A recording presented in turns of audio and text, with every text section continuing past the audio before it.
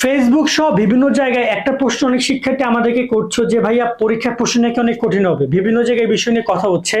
আদৌ এটা কতটুকু সত্য এবং প্রশ্ন আসলে কেমন আসতে পারে? আমরা বিভিন্ন টেস্ট পরীক্ষার প্রশ্নগুলো অ্যানালাইসিস করছিলাম, আমি তোমাকে একটু বুঝিয়ে দেই প্রশ্ন কেমন হতে পারে। দেখো, হ্যাঁ অবশ্যই প্রশ্নের মধ্যে কঠিন একটা ভাব থাকতে পারে, তবে এমন না যে তুমি কমন পাবা না। আমি একটু বুঝিয়ে বলি বিষয়টা। আমরা এসএসসির প্রশ্ন দেখেছি, এসএসসি প্রশ্নের মধ্যে অনেক অনেক নতুন নতুন টপিক ছিল, এবং এসএসসির প্রশ্ন কিন্তু বর্তমান বিএনপি সরকার করে নাই, করছিল এর আগের সরকার, অন্তর্বর্তীকালীন সরকার, এবং তারা মোটামুটি নতুন নতুন অনেক ছাপ রেখেছে। কিন্তু তোমরা জানো বর্তমানে শিক্ষামন্ত্রী কেমন, তো তার ধরন বা তার সবকিছু কিন্তু অন্যরকম একটু হবে, সেটা স্বাভাবিক, এবং সে ট্রাই করে ভিন্ন কিছু করার, এবং সে পরীক্ষা ব্যবস্থা বারবার সংশোধন করার চিন্তা ভাবনা করছে, যেটা আসলে হিতে বিপরীত হয়ে যাচ্ছে। এখন এই জায়গায় প্রশ্ন কেমন হবে, কঠিন হওয়ার ব্যাপারটা নিয়ে ফেসবুক সে বিভিন্ন জায়গায় যে কথা হচ্ছে, এটা কিছুটা আংশিক সত্য, তবে আবার পুরোপুরি সত্য না। কিভাবে আমি একটু বুঝাই বলি।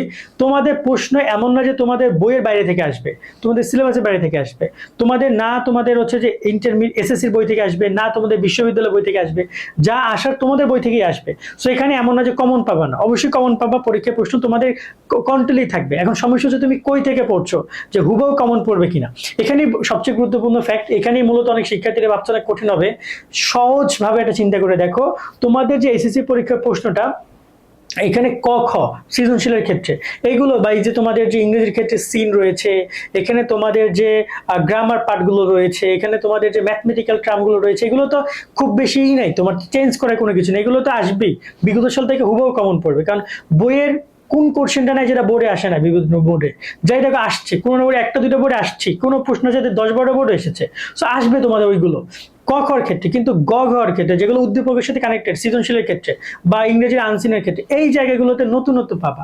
এসএসসি 26 শিক্ষার্থী নাইট 24 পাবলিকেশনের বাংলা এ প্লাস, ইংরেজি এ প্লাস এবং আইসিটি ম্যাজিক, এই তিনটা বই তোমাকে পরীক্ষায় ভালো রেজাল্ট এনে দিবে। প্রত্যেকটা বই রকমারির বেস্ট সেলার। বোর্ড পরীক্ষা এখান থেকে হুবহু প্রশ্ন কমন আসে। এছাড়া প্রতিটি বইয়ে কিউআর কোড পাচ্ছ, যা স্ক্যান করলে এই বইয়ের ভিডিও ক্লাসগুলো তোমরা পেয়ে যাবে। বাংলা বইয়ে বাংলা প্রথম পত্র, দ্বিতীয় পত্র, ব্যাকরণ সহ সবকিছু সুন্দরভাবে ব্যাখ্যা এবং পর্যাপ্ত সৃজনশীল এমসিকিউ প্রশ্ন রয়েছে। তো সিন, রাইটিং, গ্রামার সবকিছুর অনুবাদ এবং সুন্দরভাবে লেখার নিয়ম কৌশল সবকিছু রয়েছে। আইসিটি ম্যাজিকে টপিক ভিত্তিক প্রশ্ন, পর্যাপ্ত সৃজনশীল এমসিকিউ রয়েছে। আজকেই তোমরা বইগুলো অর্ডার করতে নাইট 24 পাবলিকেশন অথবা স্ক্রিনে দেওয়া নাম্বার অথবা রকমারির ওয়েবসাইটে যোগাযোগ করো। মানে উদ্দীপকগুলো ঘুরে পেঁচায় থাকবে, সমসাময়িক টপিক উদ্দীপক থাকবে, একদম ইজি ইজি উদ্দীপকগুলো না দিয়ে একটু ঘুরে পেঁচে উদ্দীপকগুলো দিবে, যাতে প্রশ্নের সাথে কানেক্ট করতে তোমাকে একটু সময় দিতে হয়। তোমরা যারা পড়াশোনা করবা তারাই পারবা। মানে এখানে বোর্ডের হুবাহু টপিকগুলো আর আসবে না, বা কম আসবে, কিন্তু নতুন নতুন উদ্দীপকগুলো থাকবে, নতুন নতুন টপিক থাকবে, তুমি সেখান থেকে তোমাকে অ্যান্সার করতে হবে। সো কি দেখা গেল যে এখানে তোমার বইয়ের মধ্যে থেকে কোশ্চেনগুলো আসবে, তবে একটু অন্যভাবে আসবে, একটু ঘুরায় পেঁচে আসবে, নতুন নতুন টপিকগুলো থাকবে, বারবার রিপিটেড কোশ্চেনগুলো একটু কম হবে, বিশেষ করে ওই পয়েন্টে যেগুলো তোকে বললাম আমরা। সেখানে কঠিনের কোনো কিছু নাই, এবং এগুলো তোমরা জানো।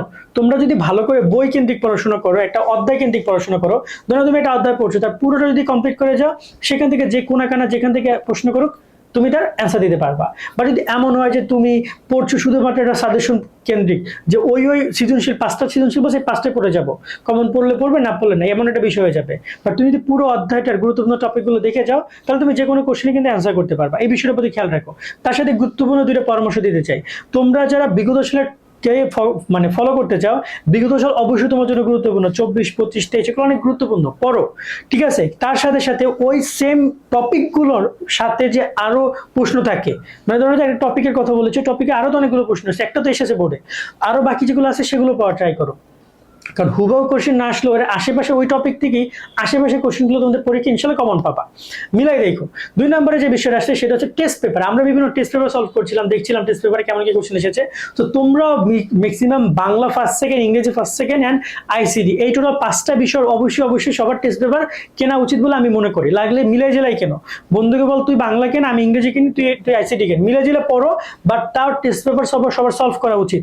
টেস্ট পেপার খুলে দেখতে পাবা অনেক নতুন উদ্দীপক, নতুন টপিক, এমসিকিউ নতুন ভাবে এসেছে, ঘুরে পেঁচে এসেছে। সো ওইগুলো কিন্তু তোমাদের পরীক্ষা হুবহু আসতেও পারে। আসবেও হুবহু, তোমরা দেখবে যে কোনো না কোনো বোর্ড থেকে এটা ওটা এটা এটা এসেছে। এবং গুরুত্বপূর্ণ কলেজগুলো সলভ করা ট্রাই করবা। তোমরা তো গুরুত্বপূর্ণ একটু দেখলে বুঝতে পারবে যে কোনগুলো গুরুত্বপূর্ণ, এবং বিশেষ করে ঢাকা বোর্ডের, বিশেষ করে অন্যান্য বোর্ডের যে জেলা পর্যায়ে এবং বিভাগীয় পর্যায়ে যে কলেজগুলো আছে ওই কলেজগুলো সলভ করার ট্রাই করবা, তাহলেই মোটামুটি হয়ে যাবে। মানে কোশ্চেন কঠিন আসবে না, কোশ্চেনের মধ্যে নতুনত্ব থাকবে এবং সেটা তোমাদের আন্ডারেই থাকবে, তোমাদের কন্ট্রোলেই থাকবে। যারা পড়াশোনা করে যাবা তারা ইনশাল্লাহ ভালো রেজাল্ট করতে পারবে। আর যদি তুমি পড়াশোনা না করে যাও, তুমি যদি যাও এমন ভাবে যে শুধুমাত্র বোর্ড পড়ে যাচ্ছ, শুধুমাত্র যে, কেউ 10টা সৃজনশীল দিচ্ছে 10টা পড়ে যাচ্ছ, এভাবে আর হবে না।